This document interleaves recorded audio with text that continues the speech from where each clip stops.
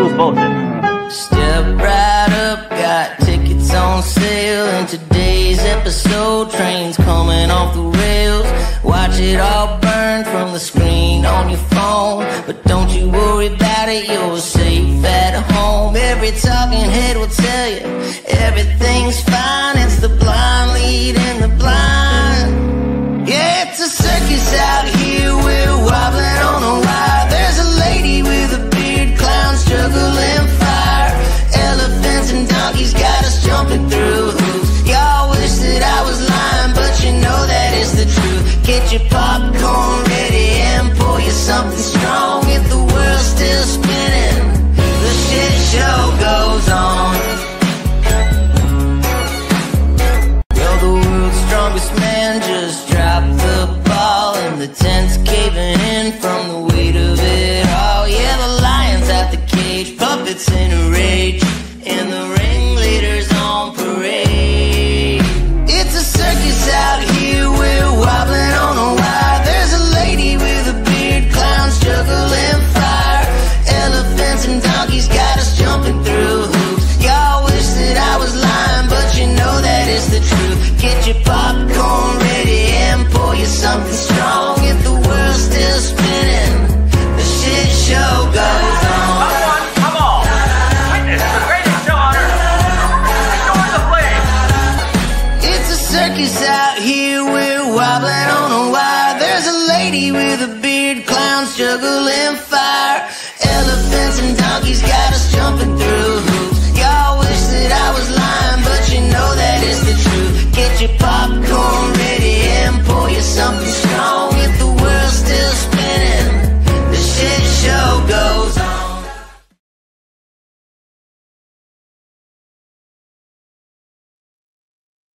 Da-na-na-na. Sorry.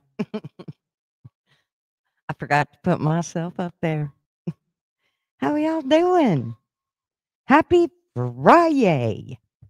We're here. Thank goodness. I didn't know if I was going to be able to roll in or not. So,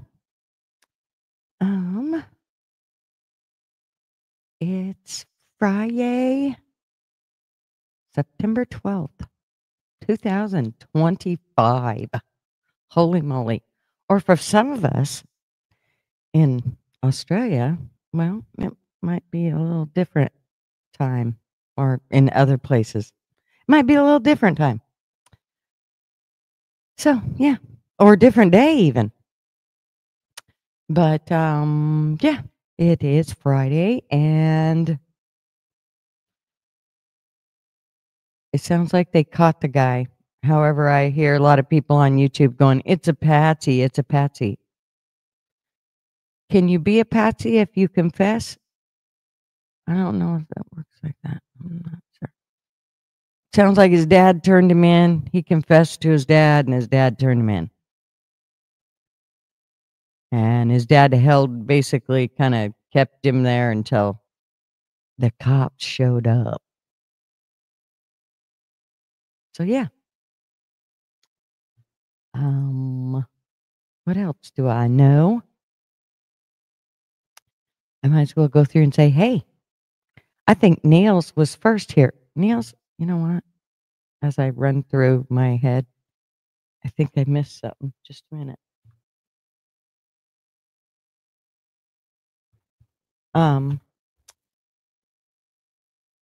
So yeah, what else?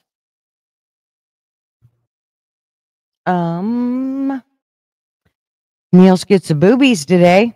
Not that he needs them, because I know Angie's got her own set, but, just in case. I mean, in case, she's busy or got something else to do, can't hold still long enough. He's got one to play with. And Mishka, how are you, darling? And Mr. Hairbag. Oh, I just spilled my coffee. I swear I do it every morning.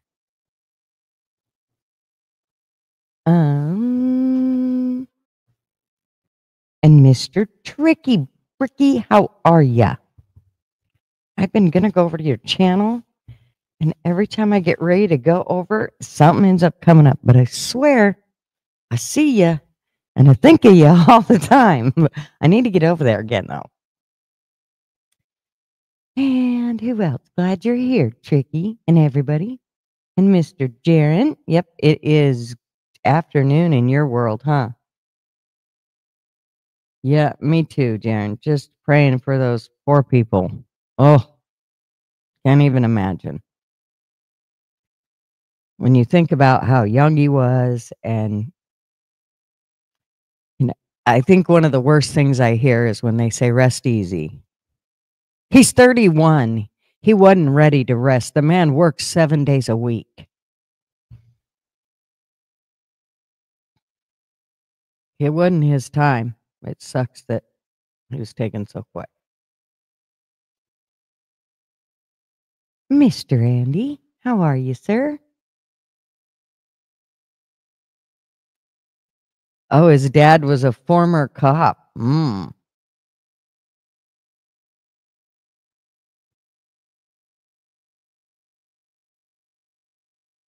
Yeah, I know. I had been kind of I'd been on a hiatus, Tricky. I know you know what I mean. You just hit that burnout stage where it's just like, okay, I think I need a break. And I think I hit it, and it was just yeah. It was probably Charlie that gave me some oomph to do a live the other night. So, yeah. But what else? What else is going on? I gotta say, I seen the absolute funniest newscast this morning, and it was CNN saying that the title was Charlie Kirk's shooter confessed to his father, and his father turned him into the police. And then halfway through this little clip that they posted, they show Fox News on CNN. Yes, I'm going to show it because I think it's hilarious. I wonder if they can get copyrighted. I mean, they're making money off of Fox News. Isn't that like a naughty no-go thing? I thought it was pretty funny though. So we're gonna see just a little clip of that. I don't want to play the whole thing because I can't stand listening to CNN for the most part, and I can't stand looking at that chick. I'd like to poke her eyeballs out, but it's okay. It's okay. I'm a nice girl, and I won't. I just would like to, as long as I don't react on it. As long as I don't act on it, I'm okay, right? She looks like a rip. You'll know when you see it. So yeah, we're gonna look at that. And there's lots of questions I definitely have for this whole thing, but I don't think he's a patsy by no means. I think he definitely did it. That Utah governor, though, every hair I have just twinges when that dude talks. I don't know what it is about that guy, but I can't stand him. I keep forgetting, Niels, that I have 2 monitors, and so I'll go to click on the monitor that I haven't been on, and it doesn't wanna work. It's like, "Why isn't it working?" Nothing wants to work today. Nothing. It's Friday. I know it. It's done too. So, yeah, I definitely that Utah governor, I thought he was gonna literally give a presidential speech there for a little bit. Right. When he started in on the JFK shit, I was like, shut up. Just shut the fuck up. Well, and, I totally get that people at this point, we all better get closer to something higher than us because we're gonna need to help. Yeah. But The I Utah just don't governor think knows what's coming. I just don't think a press conference was the place to preach to these people. I just don't. And I mean, as soon as he started in on his shit, he lost me. I'm like, okay, let me go find something else to watch. I can't listen to you no more.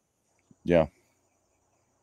I just don't think that was the, I am all about filling up with the goodness. I am, but I just think that right now people, they want to know facts. They want to know what's going on, and they want to know now. And they don't want your hubbub about, I couldn't believe that he took over the mic again after he'd already talked and then proceeded with his sermon for 20 minutes. Yeah. Yeah. He did that because he knows what's coming. This kid has ties to Antifa.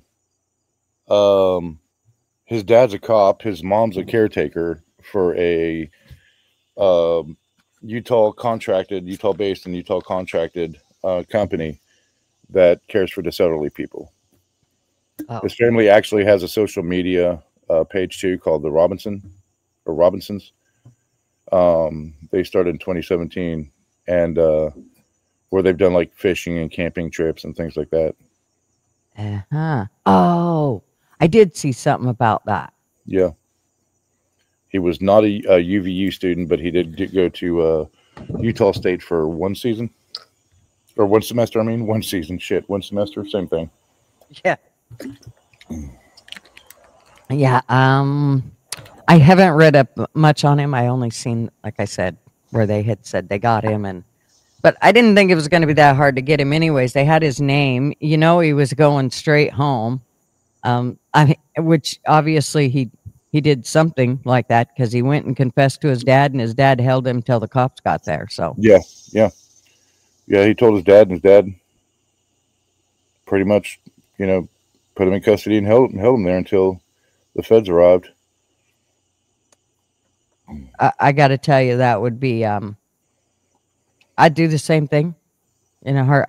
You don't get to kill anybody. You just don't. But I'm sure that was probably one of the hardest phone calls he's ever had to make in his life. Yeah. To turn your kid in and say, you know what, he did it and he needs to go pay for this.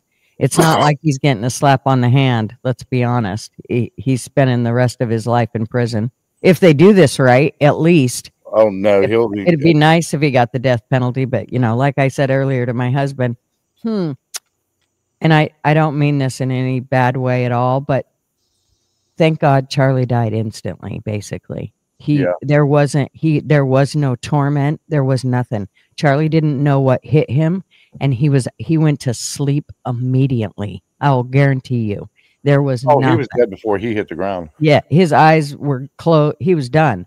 So my sister, that ain't what happened for her. She was raped and beat to death. And the dude ended up with life in prison without possibility of parole. That is not what he should have got. No. He took a life, and he took it in the most horrendous way you could. And so when they say things like the governor said, oh, we're going to search the death penalty. Great. But right now they're already asking him, okay, if you just confess, that takes that off the table. Well, then how in the hell is he going to get the death penalty? I think there's going to be too much political pressure on that judge to seek the death penalty. Honestly. You mean to not seek it? No, to seek it. There's going to be so much political pressure on that judge for him to He's got to seek the death penalty. Yeah. Well, there's not going to be, hey, you confess. Yeah, you confess to your father. They brought you in. You confessed. Yeah, I did it. I told my dad, blah, blah, blah. There's just going to be too much pressure that for them not to seek the death penalty would amaze me. Mm-hmm. Yeah. Oh, I definitely think they should, by all means. Yeah, but Sherry, he was Army. I'm sorry, Gigi. No, he you're was fine. Army. He went AWOL. And that's all I know right now. So, but was he discharged with a mental illness or? That I haven't been able to find out yet. See, to me, I'm sorry, but if you're discharged with a mental illness, doesn't that mean you need a rubber room and a hug me jacket for probably eternity? I don't understand if you have a mental illness as such, especially something where you're going to go out and take somebody else out. I don't understand how that wouldn't call for a rubber room and a hug me jacket. Yeah. Hey, Mr. Duggar. Hey, How are you? Hey, Duggar. hey, what's up? I was just sitting there watching some news. You know, they caught Charlie's killer. Yep. You know, you know, people don't think of punishment like I do. You know, killing him does no good. I think he ought to be kept Oh, alive. fuck that. Yep. I think they should torture his ass and then shoot him Yeah, straight in the exactly. neck. Once a week for about 5 years, and say, "Well, like, we feel sorry for you, so we're going to let you go, but let him go at the end of the rope." Yeah, and his family on the investigation said, you know, he became more political in a few years and mentioned that Charlie was coming to UVU and mentioned, you know, why he didn't like him. Yeah.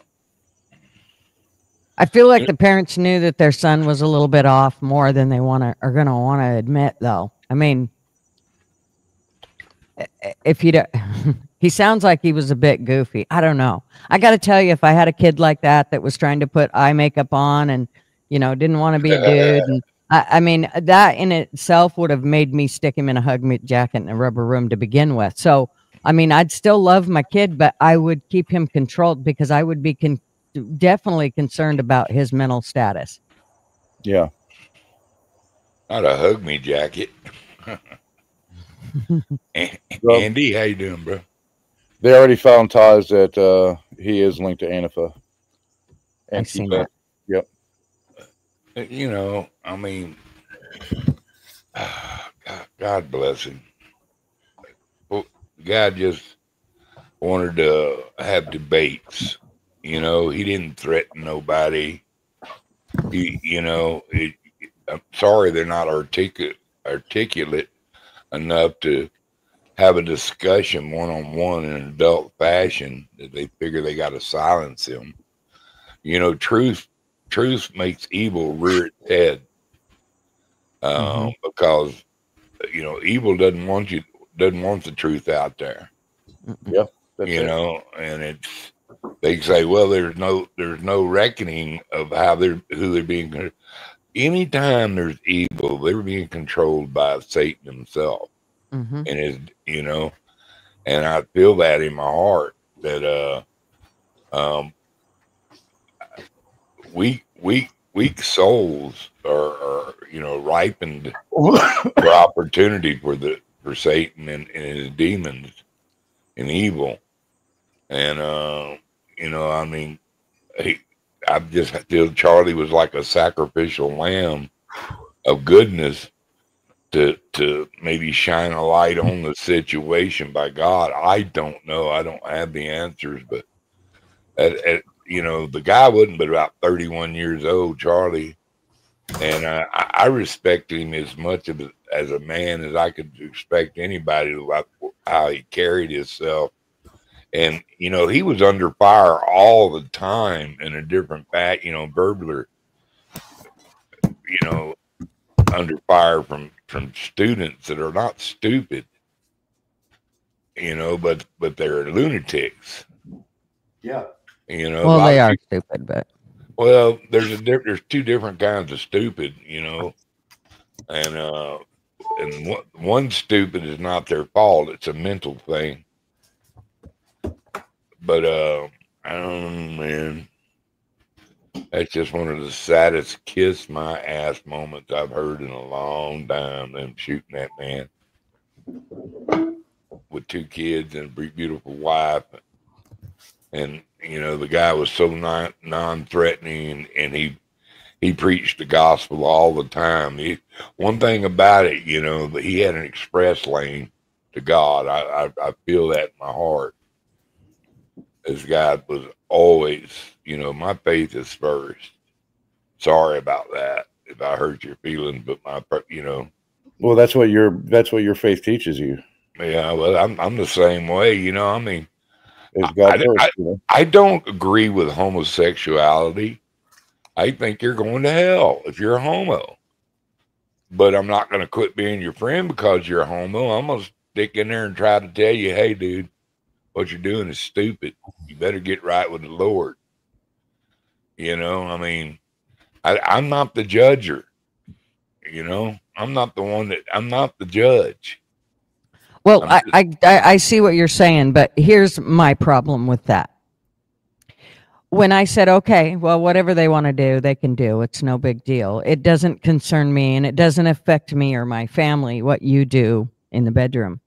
However, when you have grandkids that come to you and go, oh, I think I'm gay, but really they're not. They just watched two chicks for a while and thought that because they were friends of their I don't know, somebody else's friend. Anyways, they watched this and then thought that they were at the age of like 9. Oh yeah, you can bet your sweet ass. My first thing was, don't take my grandkids around those people again. Ever. I don't want them around them. I'm sorry. You can say whatever you want, but I do not. I am totally against it. How did I train my kids? I trained my kids. I didn't teach them nothing. I trained them. You will not be doing that. You will not. I'll break both your legs and arms for you. That's how that conversation went. And you know what? My kids never had a gray area. It was black and white. They knew what my mom, they knew exactly what mom and dad wanted. They never had to question it. I just don't understand how you can look at another man's hairy ass and say, I love you. Oh my God. But I can't even look at a man's hairy ass and say, I love you. But what I'm trying to say is, I agree with what you say, sister, you know, but it's not me to judge them. That's all I'm saying. Do I want my kid to go hang out with him? Hell no. Exactly. You know, you can do whatever you want, but I'm not going to be around. Will I be cordial to them? You know, as long as they're like lunatics, yeah. You know, they don't come flaunt that shit in my face. You know, and you know, take Ben for example. You know, I give him shit all the time. I tell him, you know, you need to get right with the Lord. You know, I said, you know, I mean, I don't hang. You notice we don't all hang out there a lot. But every once in a while, I got to go in there and sing Jesus' praise to kind of drive away some of that crap. He's just trying to, throw some holy water on it for a minute. Yeah, you just got to go throw a little Jesus on them, you know, and get them thinking, you know. And I did, you know who I am. I'm not scared of my faith to share my faith. And I think I'm one of the most outspoken men of faith on this damn internet, and believe me, I'm a sinner, but you know what? I think I've got it locked up. I've felt God's grace and Jesus' grace in real time. So you can have your doubts. I know as for me and mine, we're going to serve the Lord. Well, here's the deal, and this is what I've always. I mean, and my son put it actually the perfect way. I could never kind of find the words for it. And my son actually found the words one day and he said, you know, Mom, my relationship with God is mine. It's not about anybody else. Exactly. It's about my relationship with him. It doesn't matter about my wife, my kids, you, Dad, my sister and brother, none of it. It matters about the relationship I have with him. And each one of us should have our own relationship with him. It isn't for vocal. It necessarily, I don't have to scream it across the land. I can if I want to, but I don't have to. And I can have the best relationship ever with God, and I don't have to tell anybody about it. It's my relationship. And you know what? He was right. You didn't. And I think mainly the reason he was saying that was because it was when he basically was baptized, and at that point he was realizing that that he needed to make changes in his life, and through that he also realized that he couldn't drag anybody else along with him to make those changes. And so to get that done, he realized it had to just be him and God. I agree with you totally 100%. I preach that all the time. It is a one-on-one relationship with God. I cannot get you to heaven. That preacher can't get you to heaven. President Trump can't get you to heaven. It's between you and God. But I found out when I became saved, I've always preached a little Jesus, but I really wasn't saved. When I became saved, I couldn't help myself. I had to tell people about it, and I still tell people about it, and them, and if you want to argue about it, I'm not into arguing. I just state what's good for me and my relationship with God, and that's where it comes in. Just like your son, he finally realized that nobody's going to get him to heaven, you know, because he's had that one-on-one discussion with the Lord, and the Lord would talk to your heart. Mm-hmm. And you know, and you know, you've had a conversation with God, and it's like when you go like, oh man, there's $1,000 just laying there, and I could take it, and it could be mine, but it's not yours. Mm-hmm. You know, and that right and wrong feeling, the right way is God saying, hey, you know better. The wrong way is, well, you know, I'll get away with it because I'm saved. I had that happen not too long ago, and you know, kind of made off with a little something I shouldn't have got, and I had to go back and give it back, you know. And I wasn't stealing. It's just that it was just a oversight, and I got more than I should have. I stole a piece of candy when I was a little girl. Oh my God! I took it back to the grocery store, and well, my mom promptly made me take it back to the grocery store, and I cried like you would not believe, and gave it back. And of course, he was like, "I understand, and you know you have to pay for it." And he was really nice. Of course, we knew these. You know, this is a really small town, 300 people. So, and then about a few months later, my mom was sleeping and I wanted candy. And I remembered her saying, you don't ever steal because I'll cut your fingers off for you. And so I took a $20 bill out of her purse and went to the grocery store. Oh my God. And bought a big bag of candy. And of course, he let me buy it. And he kept the 20 in his hand. He never got change. He just gave me the candy and gave me the 20. And then he walked me back down to the house. And of course, my mom was cleaning, and here she come out from underneath the sink with her hair standing on it. She was not happy with me at all. And he knocks on the door, and of course, she opens up the door, and she's, you know, totally, I think the door was actually open. It was a screen door. She comes to the door and she opens up the screen door, and he's standing there with the $20 bill and this big bag of candy. And he said, she didn't steal it. And my mom, man, I mean, she was pissed. And I knew it. I was only like 5, I think. Anyways, yeah. So needless to say, I was also told that I could not be taking money out of my mother's purse either and going getting candy. So yeah, I got one kind of similar. Me and my brother Dennis, we had a store there named Benedict's, and he snatched about 6 pieces of gum, and we threw a piece of gum in our mouth, and we walked on to the house. You know, we got to the house, and Mama goes, "Where'd y'all get that gum?" Because you know, we back in that a quarter was a big thing in our lives. You know what I mean? If you had gum, you either got it from a friend or took it out from underneath the table. And she knew our ass didn't have any money because we'd been to the 5 and dime earlier that week. And Dennis started fucking blah about his answers. I said, Dennis gave me this gum. He said, well, you were there too.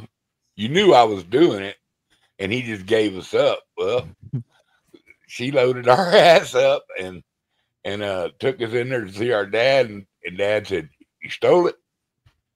Dennis said, yes, sir. And he said, come on, get in the truck. We got in the truck, went down to Benedict. And the guy himself, the head owner, Mr. Benedict, was there, and Daddy walked it up to him. These boys stole from you. He said, I reckon they owe you, and you just work them as much as they need to be worked until that debt's paid off. I'm talking 6 pieces of gum, people. They were a penny a piece. Mm-hmm. Wow. It cost me my whole fucking summer. I didn't even get to go play baseball. Yeah, well, I had to go to work after that, and it wasn't sacking groceries either. It wasn't nothing smooth like that. It was a clean parking lot.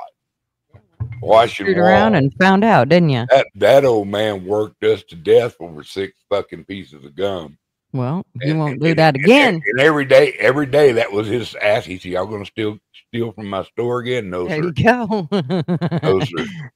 And you know, guess what? Mr. Doug don't steal. Mm-mm. I Nope. mean, and I didn't do it the first time, but I shared in the riches, and I knew he That's was. right. I knew he had swiped it after he swiped it. Mm-hmm. And I remember when my oh daughter my was. God. Plus, we got our ass kicked. I let that part off. We got our ass kicked over it too. When my daughter was about 4, she stole a feather boa from my friend's little girl, and she put it in her coat in the arm sleeve, and which I thought was pretty clever, I have to say. And we got home, and she had her coat on, but her arm wasn't in one side, but it looked like it because it was all puffy, like, you know, like there was an arm in there. And I was like, "What are you doing?" She's like, "Nothing. I'm gonna go to my room." And she starts to get out of the car, and I'm like, "No, no, no, no, no, no. Come here." And so she comes back, and she's standing there with this look on her face, like, I am so busted. I mean, if she wouldn't have gave me the look, I probably would have just went, "Oh, okay, go on." But she gave me this look that said I'm guilty of sin. So, Yeah. anyways, I reached down and I kind of squeezed the arm of it, and the look, that poor look on her face was just, oh, it was so devastating. Anyways, I said, "What is in here?" And she said, "Nothing." And so, of course, I pulled it out, and then I said, "Where did you get this?" And she said, I got it. It's Brianna's." And I was like, "Oh, you're in so much trouble." So, needless to say, we went back. Well, first of all, I said, "I want you to go in your room, and I want you to find one of your favorite things." And so she went in and she found it was a Teletubby. I don't know what the hell it was. Anyways, it wasn't cheap either. And we took that and the feather boa. What did she swipe? She swapped a feather boa. So it's like, you know, it's a scarf that goes over your. Yeah. Yeah. Okay. I'm here and I'm clear. Well, it was the kids', you know, the little girls. They used to love to dance and all that. Okay. Well, yeah. So she took the feather boa and one of her favorite toys and had to give it to her friend. It's like, yep, that's what happens. Yeah. You lose when you steal. Don't do that. Yeah. And of course, she got her ass beat for it too. Yeah. People forget about them good old butt spankings, man. Mm-hmm. I'll tell you what. In my lifetime, I got 8 from my daddy, and I remembered every one of them. My mama, she didn't care where she hit you. She just grab hold of you and start swinging. And she could hit you around the corner with a shoe. You know, so I mean, I was the youngest of 4 boys, so and daddy was gone most of the time because he was, you know, tugboatman and a shrimper. So yeah, my mom was a heavy hander. My stepdad was not. Yeah, my stepdad was a bend over and take it. You know, get me the belt, the whole bit. Mm-hmm. That was dad. But my mom was if you said something, she didn't wait. It didn't matter if you're standing in the middle of the grocery store or in the middle of the church or at home. It didn't matter. You would get a good backhand, and you always remembered it, and you never did it again. What was you going to say, Niels? My father was a disciplinarian in our family, and he's 73, and I'm still scared to death of him. He's the only man on this planet I'm scared to death of. Yeah, because you know you can't hit him back. You know what I mean? I tell you what, they send you out there for a cherry, Chinaberry switch. You better bring back a proper switch, or they go get the damn tree. I mouthed off to him one time when I was a teenager. We got into a fist fight, and he just wore me out. I wouldn't. Oh, no way would I. Oh yeah. Old man was short, but he could pop a volleyball with one hand. Ooh, yeah. My father literally. And it's one of those things that you're a cocky teenager and you think you know more and stuff, and oh yeah, I can take him. And I've seen from a young age what my father can do to other people, and I don't know what went through my mind that said, yeah, I can take him. You're bulletproof. Yep. 6 foot tall.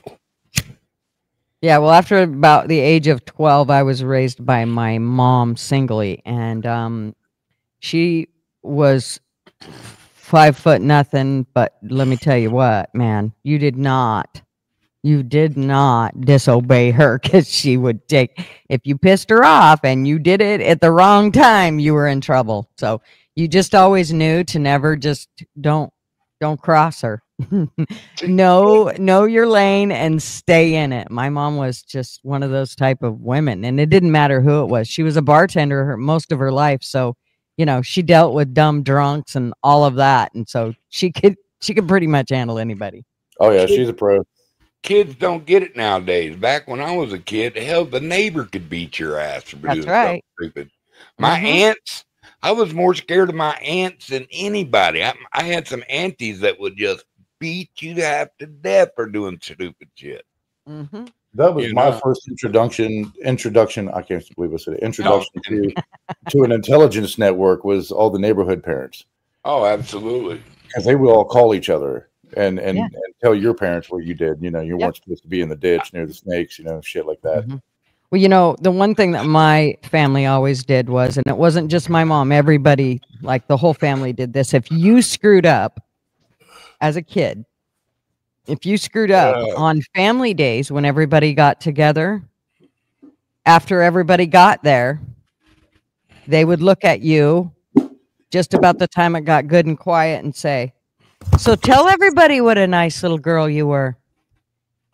You had to tell them what you did. Now, I don't care if the cops brought you home or it didn't matter what it was that you did. You had to tell everybody was there. And trust me, my family was huge. We'd have 50, 60 people there. And I had to tell everybody what I screwed up on. I hated that. Oh, literally, God, I hated that. Literally, I spanked my daughter for real one time. And she had stole a couple of $100 out of her stepdaddy's motorcycle fund. He was saving to buy him a motorcycle, and he had so much money in there, she didn't think he'd miss it. And I tell you what, I get a call from my ex, and she said, "I need you to come here." And it wasn't no easy thing. I mean, it was an hour-and-a-half drive to her house. And I said, "Really?" She said, "Yeah.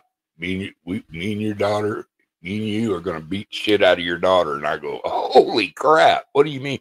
And I'm talking about a kid that does nothing wrong. You know what I mean? But the perfect kid.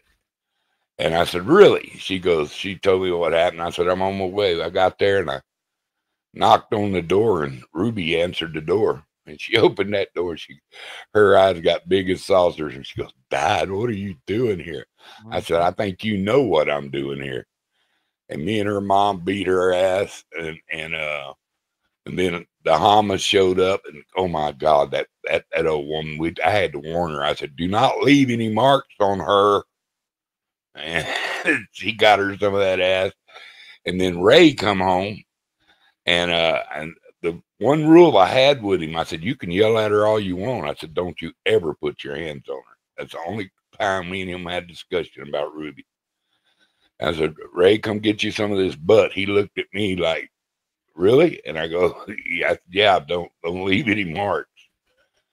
And and I knew he wanted to spank her bad, because, she got where she got a little lippy with him because, she used that card. "Well, you're not my dad" on him a couple times. And I told her, I said, "He is your dad when I'm not there. He's your stepdad. That's, your mama made that choice to remarry. It's okay. He's a good guy." And she liked him. But she did that, and he got him some of that butt. I tell you what, she had a whole new respect for him again. But I asked her, I said, "You ever going to steal again?" And she said, "Oh, my God, Dad, no, never." And she didn't. Now she's just fixing to get her master's in 2 different fields. One in conservational microbiology and one for business side of conservational microbiology. And it was all a free ride because she worked hard and was studious. And I'm so proud of her, man. I'm so beating my chest proud of my daughter. She's pretty. She's she's round and she's loud. Well, if I was her mama, y'all wouldn't have been beating on her. She'd have got one ass beaten. That would have been it. We wouldn't have taken turns. I'm telling you what, my vein on my forehead would have popped out, and you all would have seen the wrath of God himself if y'all would have took a turn at my child. Yeah, well, she was our child too, so we beat her ass. Yeah, but it doesn't mean that everybody gets to spank her ass. She did one thing wrong, not 5. She did one thing wrong. She gets one ass beaten. Nah. Oh yeah, I would have stood up to every one of you fuckers. I don't care how big you would have been. Mama was the one who was telling us to get some of that ass. Mm-hmm. Yeah, well, I probably would have beat your mama too. Nah, she needed ass whooping from all of them. I'm telling you, she did it against all of them. Gigi is ruthless. Yeah, she is ruthless. Everybody's scared of her, said Marv. Well, I'm all about Marvin's my hero. That fucking Marvin's my hero, dude. He took one for the team. I'm all about if your kids need their ass beat their ass. But it's not, let's everybody take turns. That's no. Well, that's how it turned out that day, dearie. Yeah, sorry. Yeah, well, wait. You just wait. She's going to get to take care of you when you're old. And she's going to go, oh, you shit on the floor? Well, guess what? My daughter loves the shit out of me. Yeah. Until you shit on the floor. That's what I told Angie. I was like, man, I hope I go before you. And she's like, why would you say such a horrible thing? I said, because I don't want you wiping my ass and I'm sick of paying taxes. You dick. Yeah, she didn't like that. Yeah. I always tell Marvin, you're going to go and I'm going to literally, if you go before you retire, I will put you in our RV and I'm just driving you around. And I don't care till you stink so bad I can't stand you. And then I'll drop you off at a mortuary, cremate your ass, and then I'll make you ride on the dash for the rest of eternity. You know, women live longer than men. It's because when they make you say until death do you part, the guys are looking for a way out. From that point on, they're like, how long till I die? Come on, hey, you get somebody shoot me. It's like my best friend said, when you say I do, you will. That's right. I'm telling you. I'll tell you what, I could get pretty lippy just about anybody except Barbara. That bug had me figured out, dude. She was so sweet. She was so sweet, y'all. Y'all don't understand. It was absolutely oil and water. How we ever became a couple and lasted over 20 years, it still befuddling the shit out of me. Because I'm not the easiest guy in the world to live with, if you really want to know the truth. No, really. What you see here is what you get. I'm just as, I find the weirdest things funny. And she was, you know, I don't know, man. She was my direct opposite, but I've never loved a woman harder in my life. Not bad. Or anybody. Yeah. Angie is everything I am not, and I love that about her. Yeah. What I loved about Barb was just absolutely everything, though, dude. She kept me from killing a couple of people, and that deserved to be snuffed because of the horrendous things they had done to kids. And I just didn't, you know, I think there'll be open season on them some bitches. But I don't know, man. Jesus saved me, you know, and he gave me Barb as payoff for every evil bitch that was ever in my life.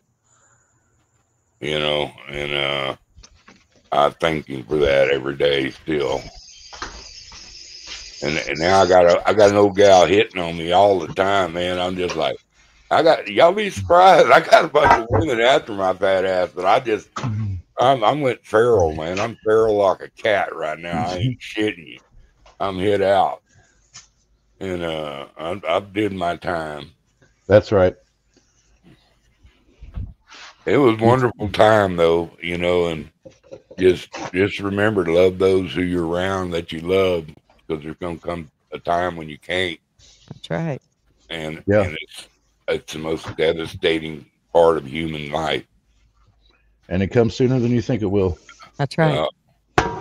Like right now, I can't believe I'm 65 years old. Oh my God. I can't believe my mom has been gone for 25 years. Yeah. She'd been gone in May. It was 25 years, and that just blows me away every day. Of course, I talk to her every single day, probably 5 or 6 times a day. And sometimes she answers back. Most of the time, she just says, "Shut up. Stop bitching. Quit worrying. You're living. Do it." I had a wonderful mom too, man. My old man, he was a man's man. He was, you know, he was there to work and provide for his family. And he did it really well. You know, and when you have older brothers, sometimes you're blamed for shit that they did, or they figure that's how you're going to turn out. You know what I mean? Yeah.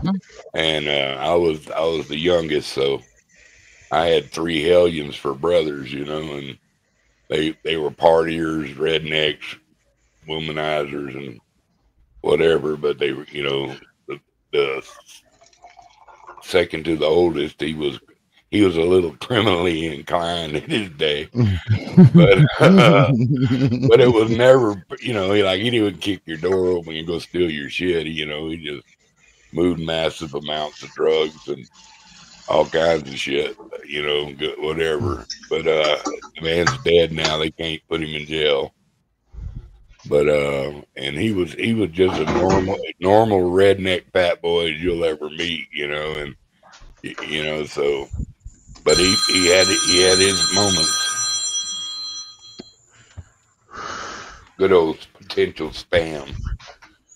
Gotta love a phone that tells you, "Hey, this is potential spam." Well, let me not pick it up. Yeah, I liked it more when India and Pakistan were fighting a few weeks ago, because I went 24 hours without one single spam call. Really? I don't know, man. I'm sorry about that ring, man, but it's hilarious. Sometimes I answer them, and oh yes, you're behind on your Social Security payment or something like that. Yeah, some bullshit. And I'll say, well, let me get my credit card, and I'll start giving them numbers, you know, but just baseless numbers, nothing on my card. And then I'll say, did I say 2-4 or 1? And before you know it, they'll be hollering at you. Tell me the damn number. Did you? I've been watching this.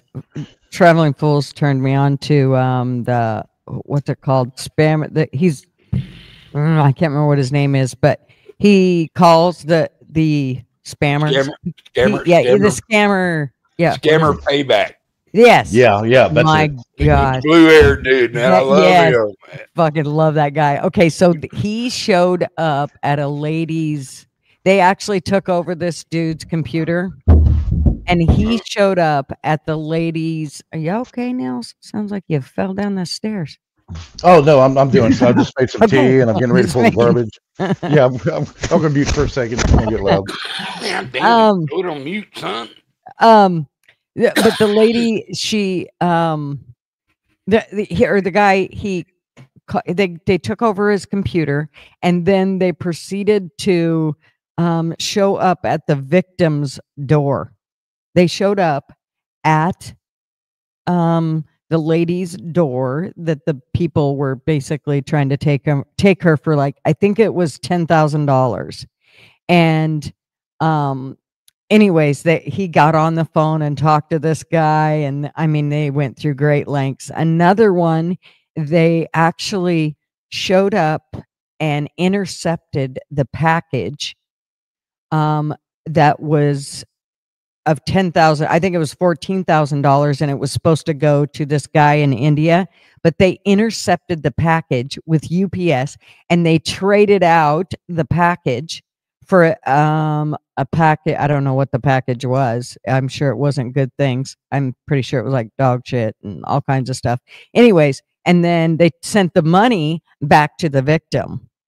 I mean, you can imagine these victims when they get their money back that they didn't, you know, first of all, they didn't know they got scammed. Then they find out they've been scammed, and now they find out they're getting their money back. You can imagine how excited they were. But yeah.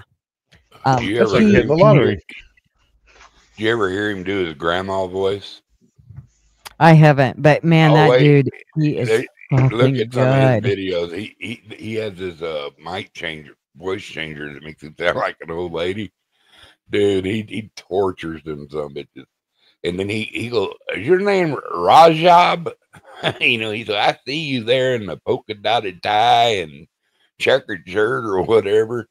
He'll take over their computers and their cameras and in their He's work so hall. good. Yeah, he'll turn on their webcams. I loved it when Oh my he was God. talking to that one girl and she was like, he's like, "What's your name?" And she said this, and he said no.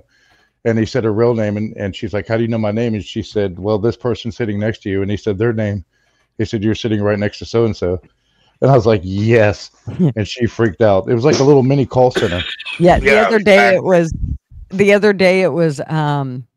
it was a guy, he was sitting in his house and he didn't have a shirt on. And he's like, "I can see you don't have a shirt on." He goes, "Why don't you put your shirt back on first?" And the guy's like looking at the camera like, "Fuck, how does he know that?"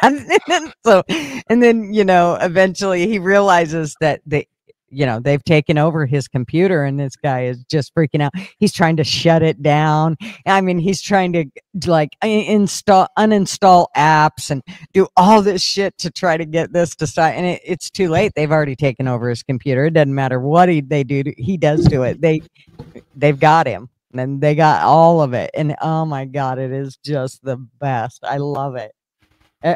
Everybody should learn to do that shit. The FBI website, there's actually a link. DHS has one too that you can actually learn how to hack. And the reason they do this is because if you hack another person inside of a U.S. territory or in the continental 48, then it's illegal. But you can legally hack outside of the country, another country. Out of here. I kid you not. I kid you not. Isn't that crazy? Well, Yeah, You can you're right. literally learn hacking skills and hack like Russia right now. And the United States will not have any type. That dude's name, I believe, is Pierogi. Yes, it is. I love it. He's badass. He reminds me of like a summer bun at the bakery. He's a pierogi. He is hilarious. I mean, I hate watching people with blue hair and shit, but I mean, he didn't used to have blue hair, man. I know. I'm sure he did it all for the whole, scheme of it all. At one point, he had like white hair. Yeah, I love his older vids, man, when he first got started. So that's when he was truly fucking scaring them, dude, and driving them mad and having them cuss. Next thing you know, you Metacon, just talking all kinds of shit. It was hilarious, man. Okay, His driver is about. Can I speak with Smith? Yes. This is Jason. His real name is Ramesh Choudhury. The scam he's running is you receive an email charge from tech companies like Apple. You call and he says that you've been hacked. Then they try to get you to move your money out of that hacked bank account to their dirty wallets. We got in my car to stop the victim from talking with the scammers. Are you still on the phone with some folks? I am, yes. Those are internet scammers. They're going to try to take money from you. But the victim allowed me to call Ramesh back. So I did that and it went straight to him. Is this Jason? Yeah. Or is this Ramesh? I want to talk to Ramesh Choudhury from Kolkata. Sorry? I want to talk to Ramesh Choudhury. Did you put your shirt on? Whom you're talking about? Did you put your shirt on yet? I'm talking about you, buddy. I saw you. Yeah, I saw you with your shirt off, guy. Whom you're talking about? Did you cover up your camera? Because I could see you. I'm talking about you, Ramesh. Can I speak with Smith? Yes. I fucking love it. Yeah, there he is on the bottom there. Yep. That's Pierogi. Yeah, he's right here. He's the funniest fucker I love it, dude. I used to religiously watch that guy.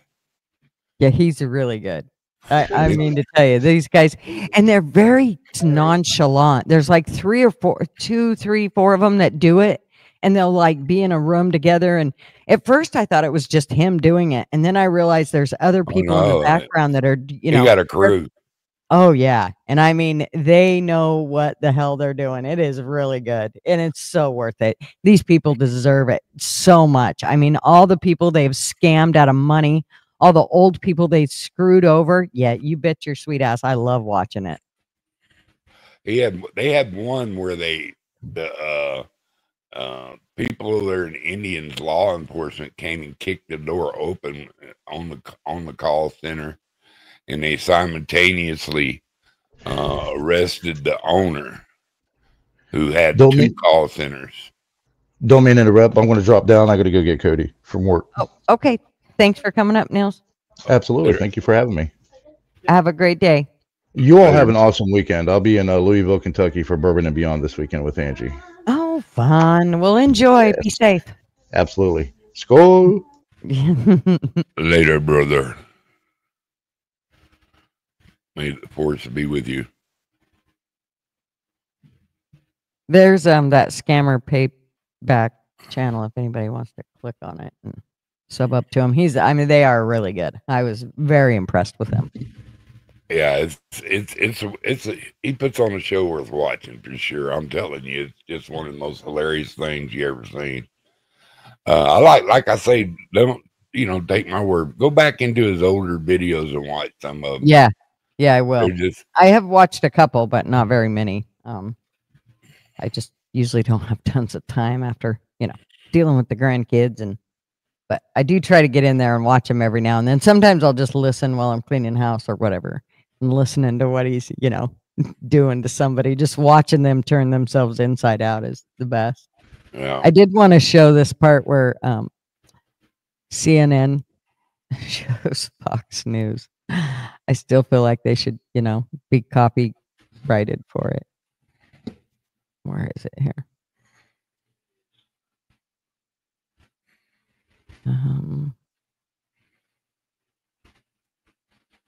Where'd it go? There it is. Again together. Oh, you bitch. Unlike leading competitive models, Insynchrate. I think with a high degree of certainty, we have him in custody. Right? In custody. Everyone did a great job. We worked with the local police, the governor. Everybody did a great job. Getting somebody that you start off with absolutely nothing. And we started off with a clip that made him look like an ant that was almost useless. We just saw there was somebody up there. And so much work has been done over the last 2.5 days. It's amazing, actually, when you start off with that and then all of a sudden you get lucky or talent or whatever it is. But I think we're in great shape. And he's in custody. Right, that was just moments ago from the president. And again, to remind everyone, we are standing by. She looks like such a bitch. Look at that face. I'm telling you what, man. Those eyes say it all. Rip. You know she is. Okay, where am I? Yeah. I just had to show the point that I just couldn't believe that CNN was showing Fox News. I've never seen them do that before. But I don't watch that shit. Yeah, I was thinking to bust you on watching CNN. It was. Well, it was what it was they had the only reason I did it was because they said Trump on Kirk suspect. And so, I wanted to see what Trump had to say, and I wasn't even looking to see who was actually there, or, where it was coming from. And then once I clicked on it, I was like, oh, fuck it, CNN. Yeah, well, you got to watch CNN once in a while just see how far the lunacy is going. Oh, I pretty much. It's gone so far now. How can you look at it any other way? You got to watch your enemies. I mean, I don't know. Yeah, true. Don't never underestimate them. That's for sure. Yeah, it's crazy. Agent 44, talk like that is not necessary. It's not a tax refund. I know, but no, I'm not going to say. I am not. You're not taking me down that road, Callie. You're not good at your job, are you, Agent 44? Oh my God! You can't make me say it. Can you Calvin. imagine? Can you imagine hitting so much dong that you have to pay taxes? I think that isn't that one of the things Don't that they go get there. hookers on? Like they do the same thing with drug dealers. That I remember when I had a friend who got busted for selling pot, and one of the things that he had to pay for, or one of the things he got busted for, was not paying taxes on the pot he had sold. He's like, well, he couldn't tell you he sold the pot, or you would arrest him. Now you want him to pay taxes on it. You're right. I mean, give me a license. I'll pay taxes on it. Hell, if I can get me in my own good little market going, I'll pay taxes. He was the redneck friend from from my hometown, and he was the one that got pulled over, and when he was drinking and driving, he left the bar, and the cops watched him get in his rig, and they pulled him over. And this was back when we had small town cops that actually gave a shit about the people, and they said, hey, you can't drive home, just park your rig and walk. He'd already drove down the road. I mean, they could have gladly gave him a DUI, and they're like, Freddie, well, why in the hell are you driving? And he said, because I'm too fucking drunk to walk. Oh my God. Then they said, you got to walk. So did he walk home? No, he lived up the hill and his brother lived down the hill. So he walked down the hill to his brother's house, took his brother's pickup and drove it up the hill because he said, I wasn't walking up that damn hill. I told you I'd eat shit. I'm not doing it. This literally happened to me. I used to be a bouncer in a bar called Cheers in Freeport, Texas, and I don't care if everybody in the world knows it. But we had a New Year's Eve party in there, and I got hammered. And I had to close the building down and shit, So, and everybody left, and we sat in there way after hours and was drinking. And I went to get in my car, and I thought, "Oh fuck no!" I just started walking. I lived 20 miles away. And I just started walking, and a cop pulled us, "Doug, what you doing out here?" I said, "I'm walking home." He said, "Where's your car?" I said, "I'm too fucked up to drive." And he gave me a ride to Jones Creek. Jones Creek cop gave me a ride to outside of Jones Creek, gave me to Mr. Bill, who was an old county sheriff that my whole family had known our whole entire life, gave me a ride to my front door. Mm-hmm. Nowadays, they'd arrest your ass. They'd pull you over and arrest you, literally, for drinking in public, for being intoxicated in public. They used to follow my father-in-law home. He drove so slow. I mean, we're talking like 15 miles an hour, whether he was drinking or not. And he wasn't a big drinker, but he was a logger. And so, after they get done at a hard day, they'd stop, have a beer, whatever. Well, the cops would follow him home, and people would ask, well, why do you do that? And they're like, we just got to make sure he makes it home okay. They knew he wasn't going to get in a wreck because he drove too damn slow, but they wanted to make sure he got there, so they just follow him home all the way. Good. They wouldn't do that today. Today they'd arrest your ass and take cost you $10,000 and everything else. Kind of sucks. Not what it used to be. Oh yeah, I hear you, dear.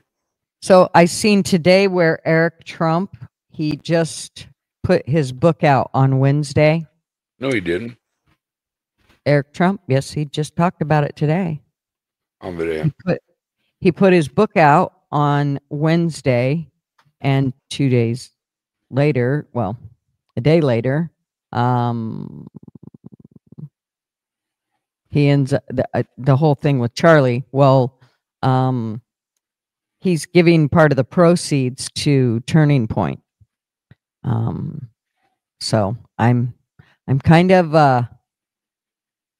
I kind of thought it was cool. One of the things that Eric Trump said was, America is under siege. That's the name of his book, is Under Siege. And he truly believes that, everything about us is under siege. Absolutely. I agree with him. Yep. From our money to our land, that our homes, where we never pay off our homes. You know, we never fix enough streets. Guys done their school taxes that they fix and teach our kids bullshit instead of real arithmetic and science. Mm-hmm. You know, they got our money inflated, worth half of what it used to be worth, or 20% less than when it was when I was young, a young man in my 20s and 30s, in my working ages. Back when $2,000, fuck, you were rich.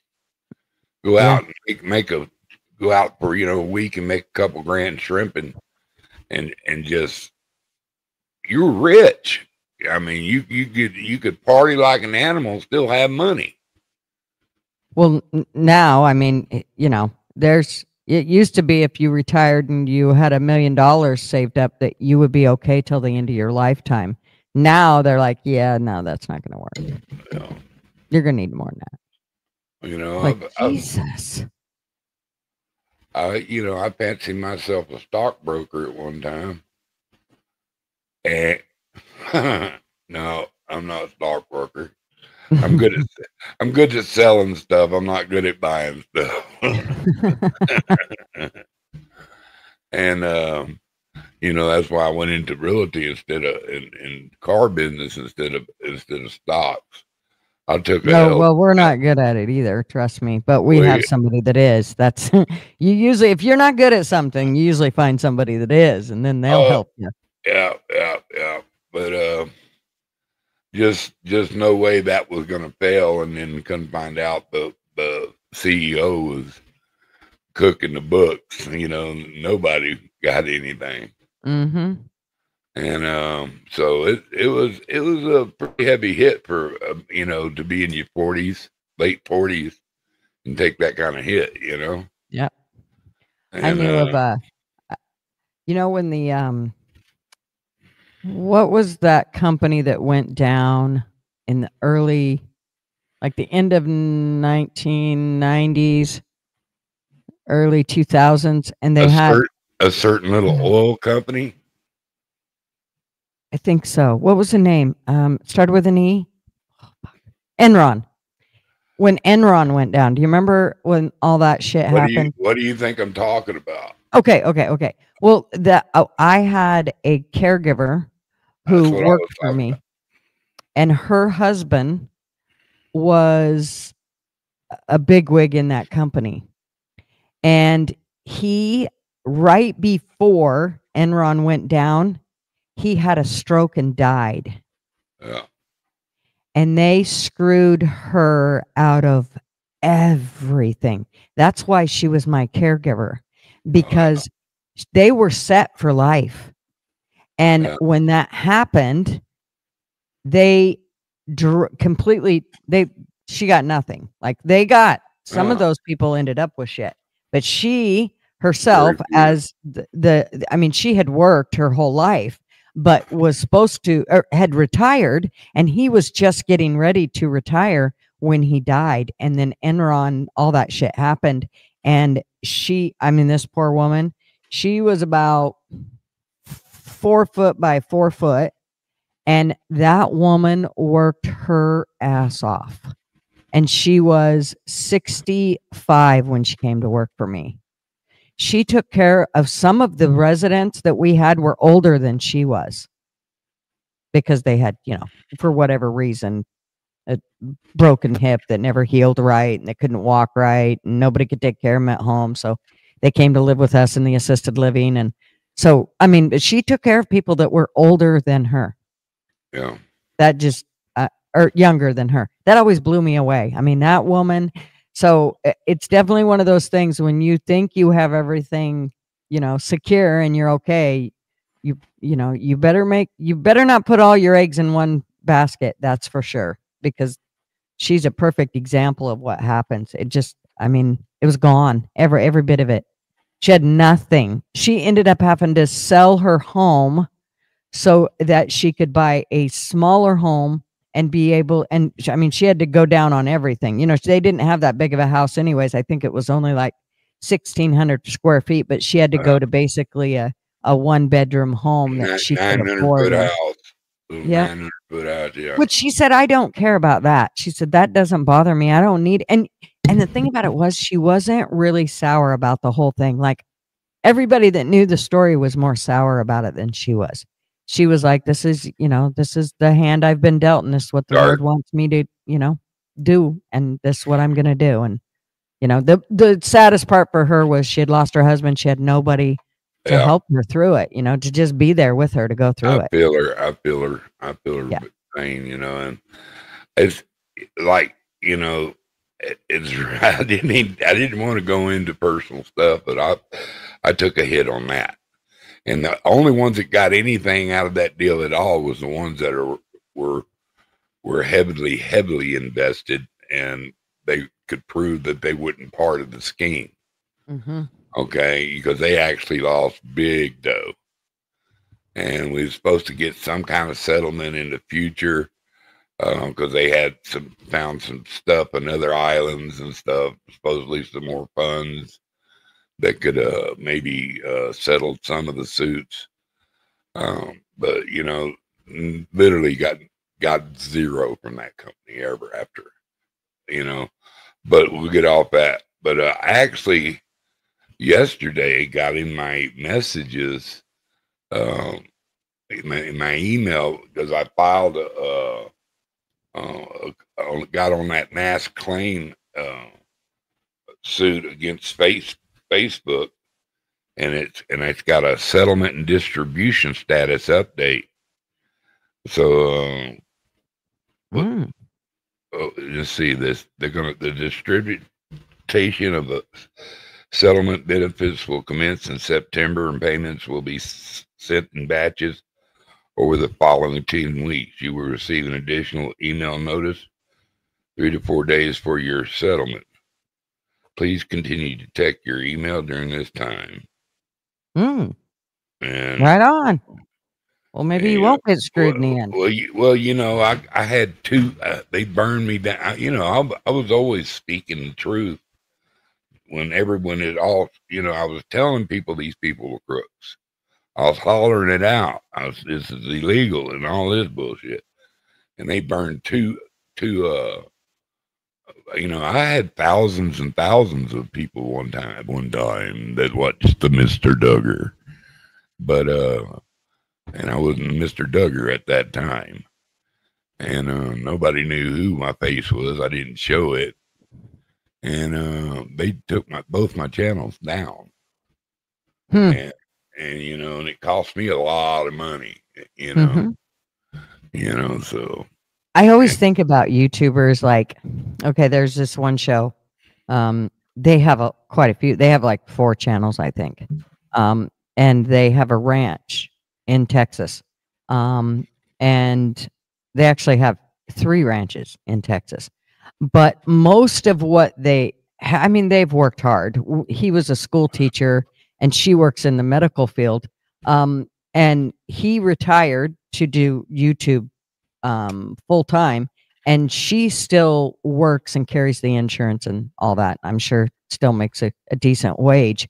So, but I always think for them, like they have 3 ranches that they're running. One is on their family ranch. So, most of that I think is covered. They have a kid that's there and running part of that. So that's not as big a deal, but they have 2 others that they have bought outside of the family trust thing. And those ones, they have to maintain themselves. And I think, what if YouTube just said, nope, you're done. You pissed us off. I mean, I've seen it where, I had a friend in YouTube that had, 147,000 subs and they demonetized him completely. I mean, he had 2 channels and he didn't make tons because he was monetized, but he never did memberships. He never did super chats, anything like that. So it's just what YouTube paid him. And he would make a little over 1,000 between the 2 channels. And then they shut down his horse channel and then turned around and shut down they didn't shut down. They demonetized his horse channel and then demonetized his gun channel. And so, I mean, he was making that was $1,000 extra a month that you then don't have. I mean, after a while you start to depend on that $1,000 for whatever reason, and then it's just yanked out from underneath you. And I mean, so YouTube is very much a false sense of financial security, in my opinion. I think in the long run they'll make it a social necessity, and they'll take over. The government will take over Facebook one of these days, maybe. I don't know. Yeah, they didn't just demonetize me. They removed all my content, my whole channel. I could not go back on as that channel and do anything. I mean, they just totally took their eraser to me.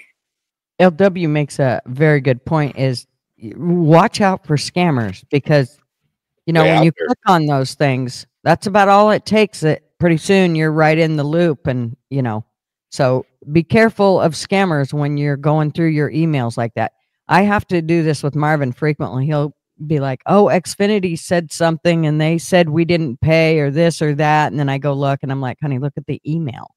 Look at the return email where it came from. And it'll be, you know, so 8746 OEZFJK at, you know, whatever.com. It's like, that's not from Xfinity, honey. So there's even, you know, with stuff like financing and your bank and all of that shit. If you're not careful clicking on stuff, I mean, all that takes is sometimes to get you right in their computer, or right into your computer once you've clicked it. So always know before you click it, know that you know, it's really yours. Yeah, they'll hold your channel or your computer hostage. You send $400, we will release your computer. Yeah. Marv, they almost got us one time, and then something clicked inside my head. They wanted us to go to a store to get it. And they wanted Marvin to stay home. They wanted us to go get a gift card, $500 gift card. Yeah. And all of a sudden I just looked at Marvin going, what in the fuck are we doing? If you'd have watched Scammer Payback, you'd have known what was. Yeah, oh yeah, I would have known. Because yeah, I mean, we know now. Trust me, that's why nothing gets by us now. Like now, it's like nope. Everything's a no. Nothing it becomes a yes now until I've looked over it very extensively. This is how far this guy would go to get into them scammers' head. He literally had car sounds and door sounds, like, and he'd be to grandma, I'm getting into my car right now. And you could hear it sound like bustling with keys. He's don't turn me off. I will ride with you. I will ride with you. Oh, yeah, they did that exact thing. And he's got sounds of a car starting. Oh, and you hear a cat scream. Oh, I just run over the cat. Damn it. He ran off. I won't be able to catch him, so we'll just keep going. You know, but you know, it was hilarious. Yeah, that would, you know, Marvin, one time he talked to some scammers, and I mean, he did this for like, he kept it going for like 2 weeks. I shit you not. Dubs. He got 2 phone numbers that came from the same outfit. So they were all in the same room. And he got them talking to each other. Of course, they didn't realize they were talking to each other at first. But he got them, he used 2 phones. He used his cell phone and our home phone. And he got them talking to each other. They were so fucking mad. Finally, by about a week into it, they were asking Marvin to come to work for them. Marvin has no idea how to work anything on a computer, but he messed with them for so long. They wanted him to come to work for them. They were just like, it became a joke eventually. I love wasting their times. You know, Marvin's good at it. He would go on break at work and call them. Hey, yo, I was just on break, so I thought I'd give you a call. I didn't want you to miss me. And then he'd call the other guy, and then they'd go back and forth for a while. I mean, this was like, they got to where like they knew his name. They were like, Marv, you're the funniest dude. It was great. It was pretty funny.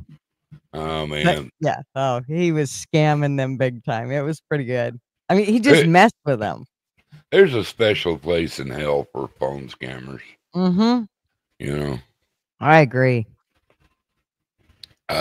good water. Oh, I good don't know. coffee. I'm about ready to spin out of my chair. I done had about 3 cups of some Cafe Bustiello. Yes. Oh no, I'm Folgers all the way. I Classic thought- roast. well, you can't call it coffee then. Yes, that's exactly coffee. That's what my mama drank. Mama Folgers Mama classic was wrong. roast. No, Go- my mama they got wasn't to, okay. I've come up on Folgers too. Didn't even like coffee, you know. And then I drank some real coffee. No, that shit's sludge. That ain't coffee. Yeah, I don't mind. I don't want mind grounds in the bottom of my cup. dark I don't roast want Folgers. no. I don't want it so thick No, that no, no, no, you no, can fucking taste the grinds of the beans. I like strong coffee, but I don't like stupid strong coffee. Okay, I like extra shots. Like but the Keurig that just for everybody a had. cup of morning coffee. They got a little a little yellow can with a red bottom. It's yellow and red. It's called Cafe Bustiello. Oh yeah, I know. We'll try that one time and see if you don't. And wait, I cook mine. Now I make mine in a percolator, an old fashioned blue porcelain coffee. You know, like your cabin coffee. Yeah. And I make a Half cup. hour later, you got a cup of coffee. Well, I use a bun. Of course. And I have coffee in 3 minutes. But when you're camping, you know, when I'm camping, I use a French roast. Yeah, you glamp. Well, I do have a coffee maker, but the fucking thing takes too long. I'm not waiting 20 minutes for a cup of coffee. And that's something I can piss faster than that coffee maker in the RV. So I use impatient. I am very impatient. I use a French press. And that sucker I like makes French press. The best coffee. I agree. I've never had any better coffee than that. I broke my French press. I need to get another French press. I got me a Coleman one, and I love that sucker. That's what I usually use. Yeah. You know, and like when I'm just in a hurry or something, I got a little coffee maker, you know. But that French press is the shit. That's the way to do it. Yeah, I like my French press. You know, I don't own a microwave. Does that shock you? I don't. To tell you the truth, it doesn't shock me. I actually, at this point, think, and I'm a hurry up person, but I actually think none of us should. To tell you the honest to God truth, I remember when my aunt's mother-in-law used to tell us, the microwave gives me a headache. We thought she was all off her rocker because she'd say, no, as soon as you guys turn that microwave on, it gives me a headache. I can't come to your house if you're going to use a microwave. And so we all thought she was crazier than a pet coon. But now we realize she wasn't. She was not crazy. She was so accurate on all of that stuff years ago before it was popular. Yeah. What are your feelings on air fryers? Chat? What you got an opinion on air fryers? Do y'all like them? Are they worth the money? I wished I could say I liked them, but here's the problem I have with them is the smell that comes. If it's got any part of plastic in it, those suckers heat up really hot, and I can smell the plastic. And I don't care if I smell it on my food or not. The fact that I can smell it while it's heating up makes me think there's some part of that toxin's going into my food and I ain't eating it. So I don't like them because of that. In fact, I was going to get rid of my air fryer and my daughter was like, no, I'll take it. So they use it, but they use it for they use it for a few things, but not for really as much as you would think. Now, I remember there was one that Kathy talked about and it did like 4 or 5 different things. That one looked like a good setup. It was more than your typical air fryer, and it was metal. It didn't look like it had tons of plastic to it. So that might be but those plastic air fryers, yuck. I think they smell nasty. I can smell the melting plastic as soon as you turn it on. I mean, I used it quite a few times too, thinking, okay, well, once, you burn off the newness, it'll stop that. No, it doesn't. It's still there. Dark, are they pretty friendly user or how are they difficult to operate? Or or do they come with an? Do you have to read it up, or is it kind of can you self figure it out? You know, because we'll read some, but you know the guys don't read instructions. Come on. Well, I'm just going to show you. Dark says he has one and he loves it. Okay, here is. Let's find a. LW, good to see you, little brother. Are you leaving?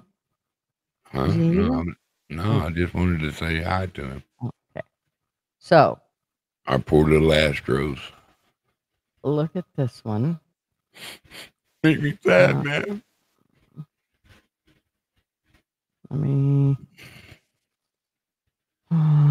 It's pretty simple. Cool. They're super simple to work. I mean, there's not a lot to them. They're pretty compact too, right? I mean, a lot of shelf spots. Well, I mean, they're not all that tiny by no means. You know what I realized just yesterday? Oh, that's cool.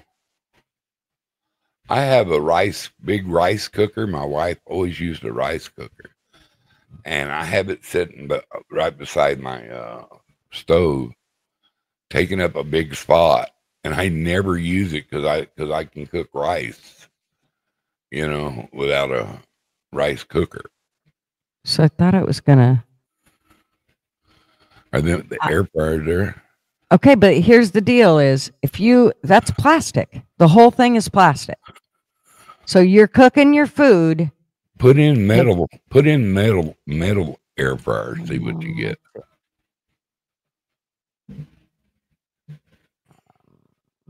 Yeah, I love YouTube videos, man. You can learn anything with YouTube video. Oh yeah, they're YouTube. They do have YouTube videos, but and they have videos on each one of these. Let's see, metal. Why does it say clearance? I didn't ask for clearance. I just asked for. Oh yeah, you know you're going to start getting spam now. Buy our air fryers. They'll be hitting your. Oh, I'm just looking right through Amazon. Okay, so this one says it's metal, but you open it up and it's not necessary. None of these are metal. They're just showing that it's metal. Where's the ones? Yeah, these ones are super nice. And these I might think about. Well, flash it, sister. Let's see it. Let me get it up here. Okay, these. So look at. Air fry, toast, bake, grill, broil, voila. A work of Cuisinart.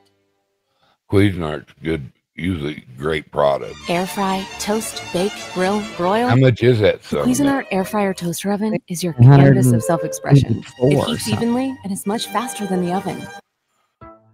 Meet the versatile Cuisinart air fryer toaster oven, the ultimate countertop cooking companion. With 8 cooking functions including air fry, bake, broil, and grill, this oven offers endless meal possibilities. Its large interior capacity fits up to a 12-inch pizza it's or a Teflon. 4-pound chicken. Preparing delicious meals is a breeze. Simply select your desired cooking function, adjust the temperature, and let the oven work its magic.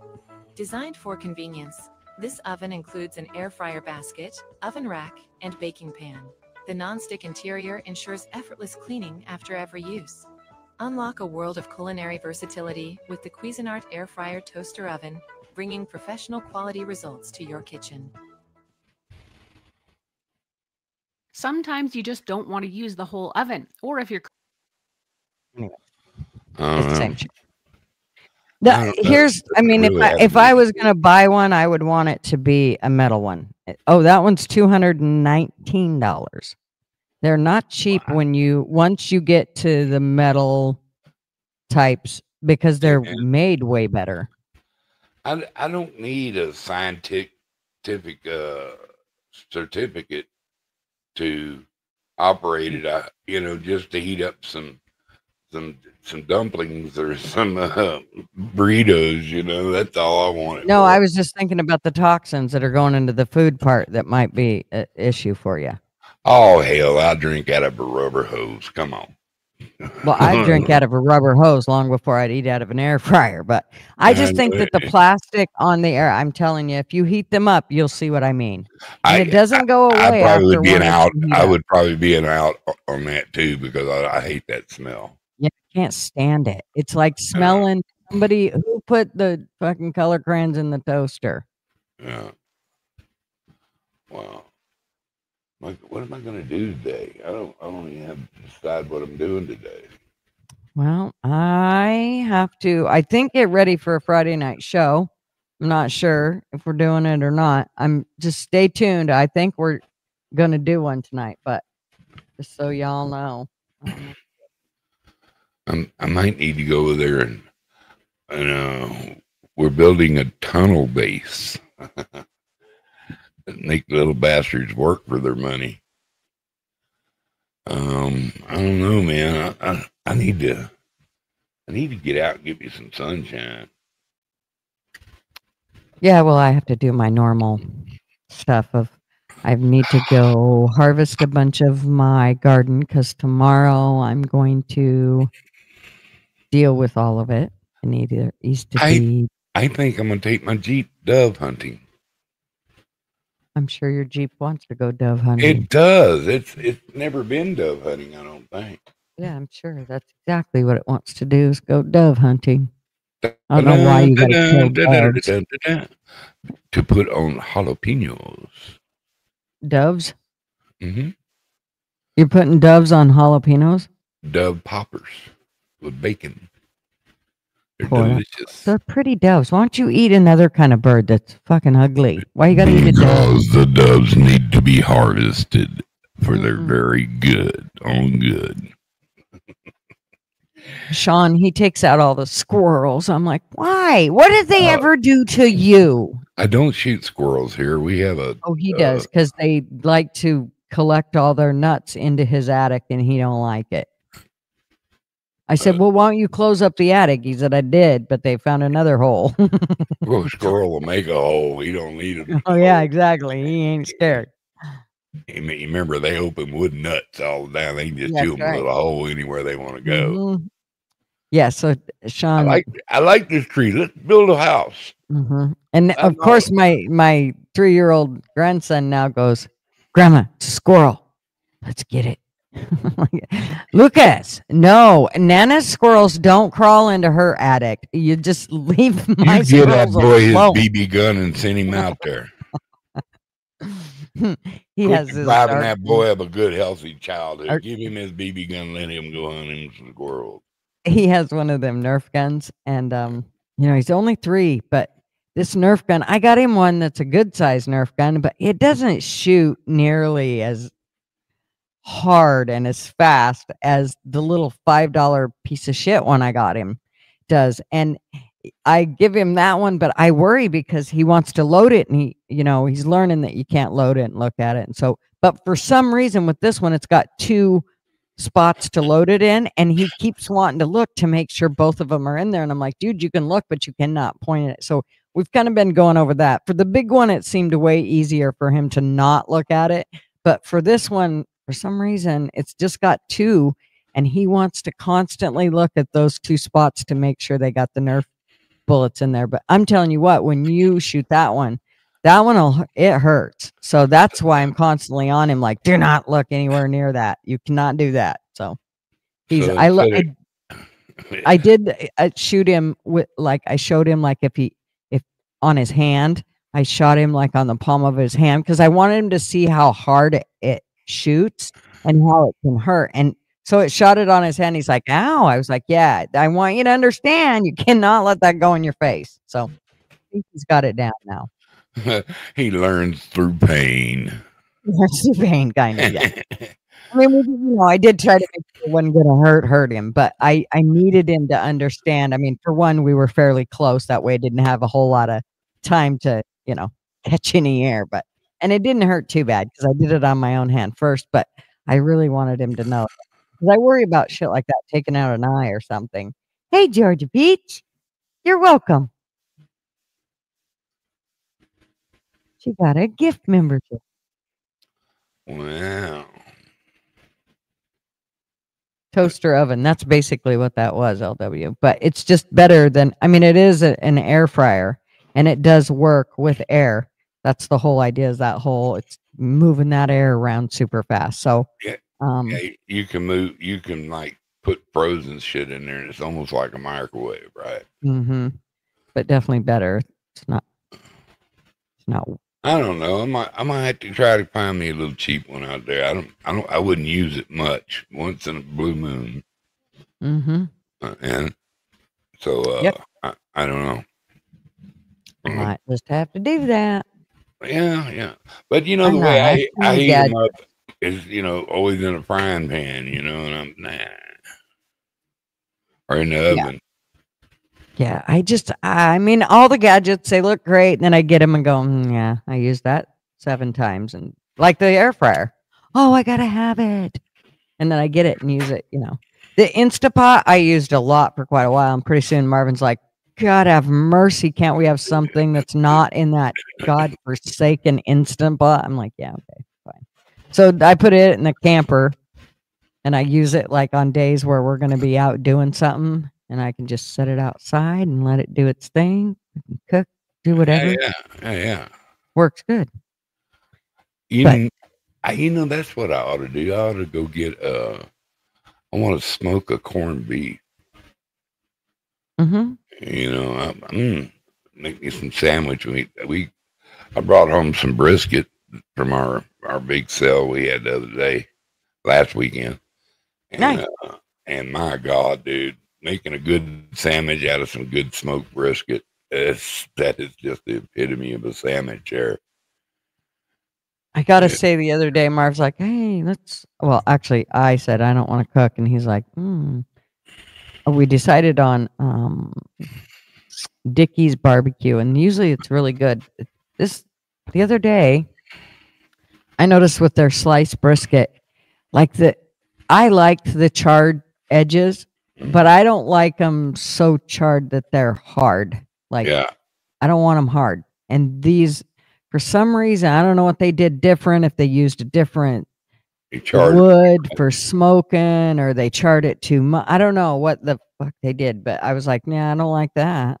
It's not supposed to be crunchy. Exactly. Yeah, so I mean, it's supposed to be caramelized. You're right. Ease up on the heat a little bit. Pull it off sooner or something. That's probably what happened. He cooked it too fast or whatever. Mm-hmm. But I mean, low and slow is the way to cook a brisket. You don't agree with me, then you don't know how to barbecue. Well, if you want a really good brisket, it is definitely low and slow, all the way. The minute you get in a hurry, and trust me, I have a hard time with stuff like that. I'm like, let's just get the fucker done. I tell you what, I never would have thought brisket would be. Nothing in the world would be better for a brisket than some pecan wood, a little bit of oak, and a little bit of mesquite. But I'm telling you, I found a wood all by itself that's better than 3 combined, which was my go-to for 50 years. What did you say it was? Pecan and what'd you say? Pecan and oak and a little bit of mesquite. Oh. For beef. Mm-hmm. But I've defeated that, man. And the wood, I can't. It's just the taste difference. It's there, And we use apricot wood because it's pretty easy to find around here because they grow to be massive.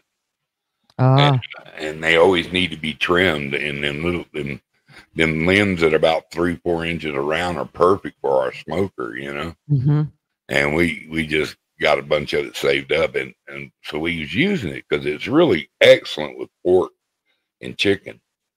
And that's the wood we had to use. So we used it. My God, it just turned them briskets on. I mean, we got people going, well, y'all need to open a business. Well, we are open. You're paying us for that food, But we have a sidekick set with permission to sell from the state because we have our center locations from a restaurant, but we serve straight off the grill. so we can pull this grill anywhere in the in New Mexico, except like the Albuquerque area, because we didn't want to be extorted a whole bunch of money because to go to a balloon festival that we would probably, you know, make jillions of dollars, which doesn't make sense why I keep telling them we should go.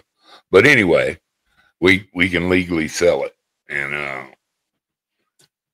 you know, he gives so much food out for cheap prices. You know, like $25 for a big plate of brisket and sausage and chicken and 2 or 3 sides. You know, it's a plate full of food that's real homeschool barbecue, and people when they first take the bite, I mean, I think he could charge $30 a plate, no problem. And because if you went to Rudy's down the street and got that same plate, it'd cost you $60. And, you know, they're proud of their stuff. You know, and man, you talking about cook some pork ribs. Oh, them ribs I cooked the other day came out so well.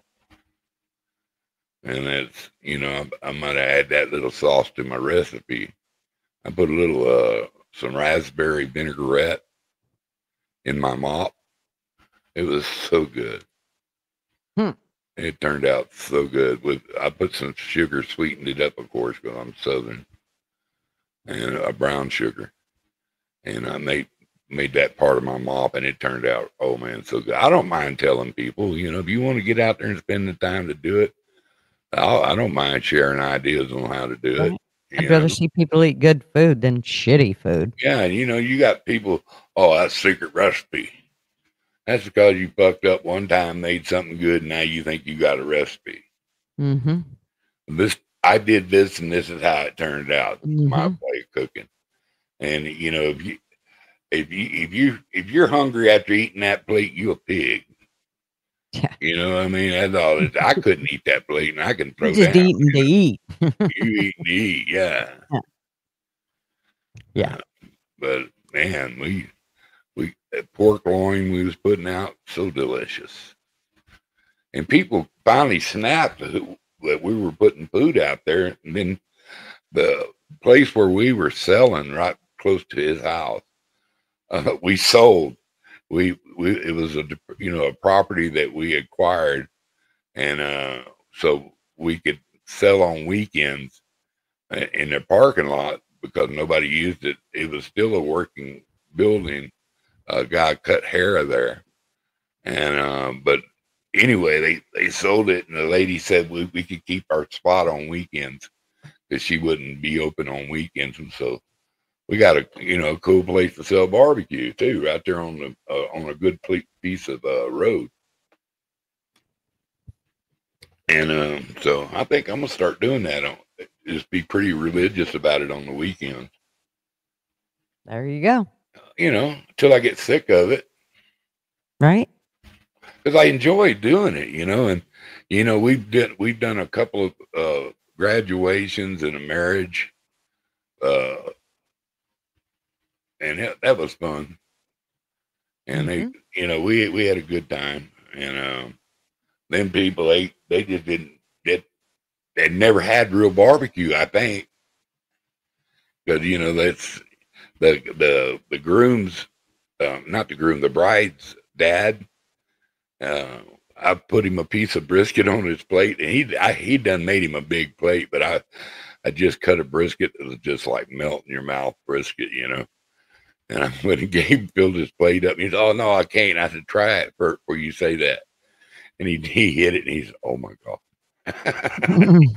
He didn't even leave a stain on his plate. I'm telling you. I don't know, man. It's fun. But back off food. I forgot we got a bunch of new sounds. Yeah. Uh-oh. I didn't get any sounds.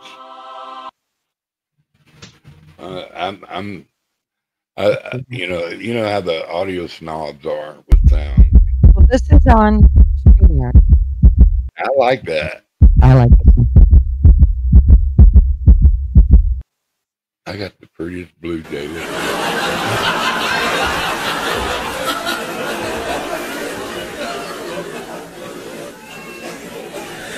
Lord, a long time.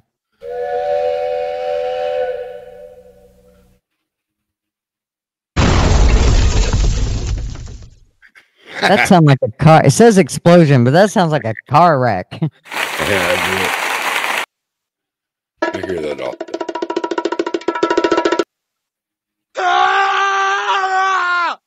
I love that one. Oh my god! And of course, this is my all-time fave. Here you go. See, we can start a Gutters. We'll Yeah. talk. When we shut down the show, I want to talk to you. But for that, I have an idea for that special sound. Okay. Bring it back. Okay. I love it.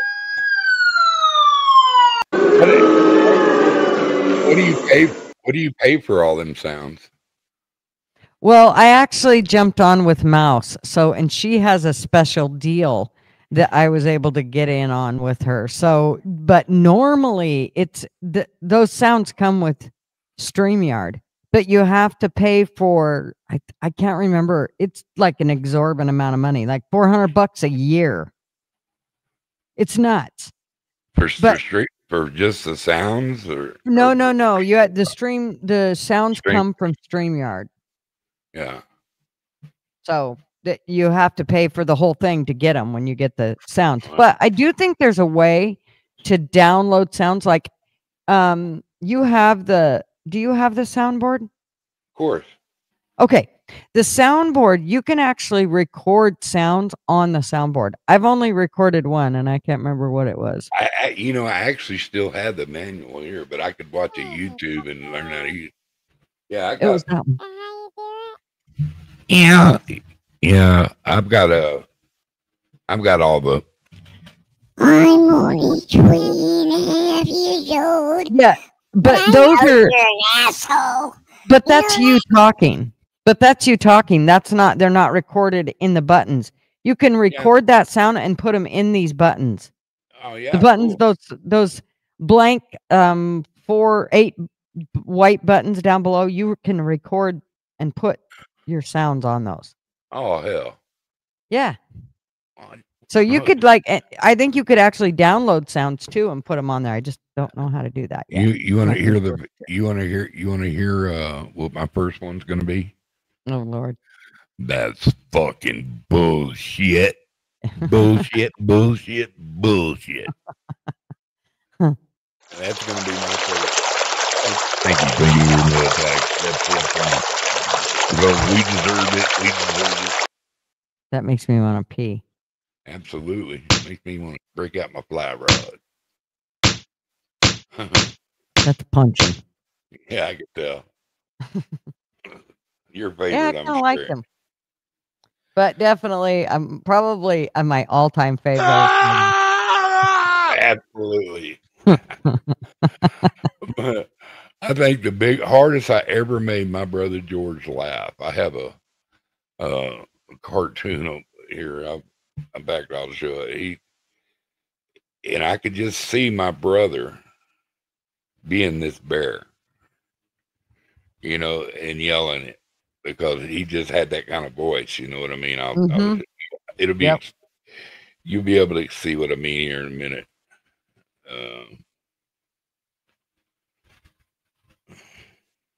Oh, there it is. I'll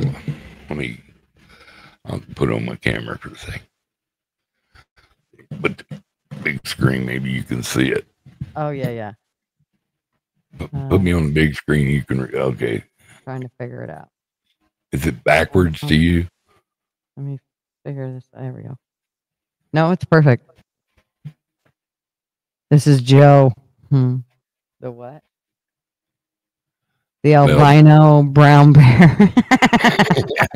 They keep rescuing him and taking him back to the snow, and he's going like, "Fuck!" God damn it! This is not where I'm supposed to be. I told George, I said, "This is you if you were a bear," and he fucking like to pee on himself, dude. That's so true, dude. Oh my god, that is freaking good.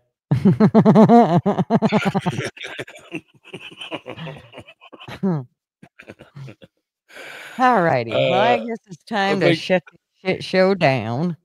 All righty, We've man. gone for- Remember, I want to talk to you about something. Okay. For almost 2 hours. So thank y'all for coming and hanging out with us. I'm glad you came and hung out. And I knew it wasn't going to be, too big of a show, but I didn't. I mean, well, I could have went into Charlie's whole thing, but I think everybody's like kind of still doing the slow burn. I mean, now they're, supposedly, I would have liked to have seen video of them finding the guy. I feel like I don't believe nothing unless they show me video, and then I still second guess it. So at this point, I'm going to need some proof because I just don't believe anything they say. Well, I just say my last words are, everybody pray. If you don't agree with praying, pray anyway. We need hope. We need movement. We need transparency. We need truth. Mr. Duggar loves everybody, and y'all take care of your little bitty selves. Jesus is my Lord. That's who I serve. Other than that, have a great day. Yep. So, all right, Mr. Duggar, thank you for coming up. And to answer Big Dog Moss' question before I go, tonight's topic is 9/11. I believe we are doing it. I guess if for some reason everybody else don't do it, then I don't know. And maybe I'll just have to do it on my show. I don't know. But I believe our intentions is to do 9/11 tonight, and we will be having some guests. I'm hoping that one of our guests will be one of my OGs. I won't give out much more than that, but yes, Dark, you got to go to work. But y'all come hang out and, see what we're doing and all that fun stuff. And make sure you check out Mr. Duggar's channel and all the creators. Y'all know who you are and y'all got wrenches, so you know how to get there. Anyways, thanks so much. If it wasn't for you, we wouldn't be here. Love yous. See you tonight. Bye. News bulletin. Step right up, got tickets on sale. In today's episode, trains coming off the rails.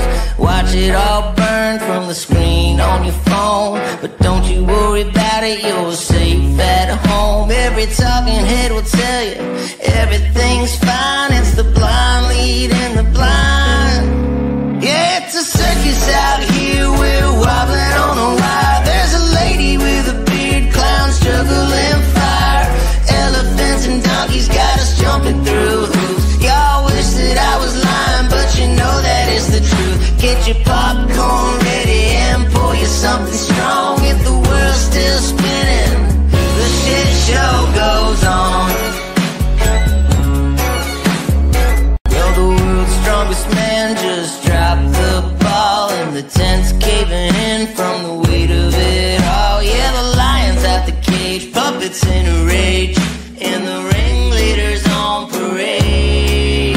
It's a circus out here, we're wobbling on a wire. There's a lady with a beard, clowns juggling fire.